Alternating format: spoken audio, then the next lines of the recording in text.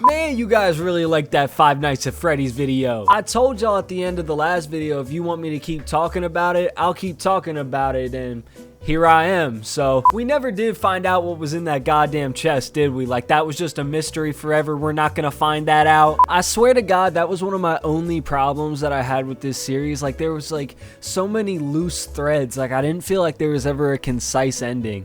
Like, we never found out what was in this box, and I feel like there's other like small things that we just never really got great answers for. That's why I think FNAF is one of those games where you kind of have to take the good with the bad, because at the same time that we had these huge mysteries that never did get really solved, we have something like Golden Freddy, who just so happened to come out in Markiplier's like first playthrough. The one in whatever it is chance just came out on this huge YouTuber's channel and just set off the entire game. I mean, really, what are the chances of that? I mean, like, so early on in the playthrough for him to run into the Golden Freddy thing and to start the lore rabbit hole that we fell into just as a community.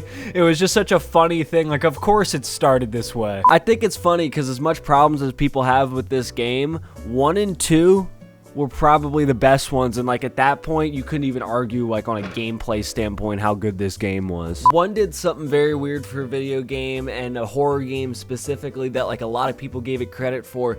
Almost every horror game that I could think of at the time, you were in it, you were running away from something, you were trying to actively defeat whatever's trying to hurt you, you're trying to get away from it, you're trying to escape.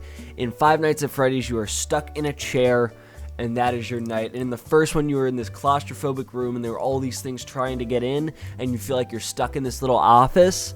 And then you take that over to the second game, same concept, these same things are trying to get you, but now you don't have a door to protect you. Now you have vents to your side. Now you have double the animatronics trying to kill you, and you still have all that magic from the first game, all that lore, all that suspense, all that hype, all that love for the series wrapped up in these first 2 games before the third one came out and people really were disgusted with it. God, I wish Scott Cawthon paced himself going into these games. The first game came out in August of 2014, and then like 3-4 months later, it goes January, February, March, April, May, June, July, August, September, November. 2 months later, he came out. 2 days later, he came out with Five Nights at Freddy's 2, and then 4 months after that, in March, he came out with Five Nights at Freddy's 3. So the first 3 games of this series came out in like 6 months. That is like a ridiculous amount of work, and just like imagine how popular the first 2 were.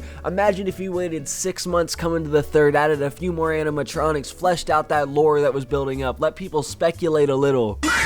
It almost felt like FNAF was getting too big too fast, and it was getting to a point where just like, ooh, to be scary and secretive, you had to hit secret buttons that are hidden on a tile wall. And I am not opposed to some mystery. I mean, I love Gravity Falls as much as the next guy, but when you're pumping out this much content, you're gonna have some duds, and it's just like, take your time. You found the gem, you succeeded already.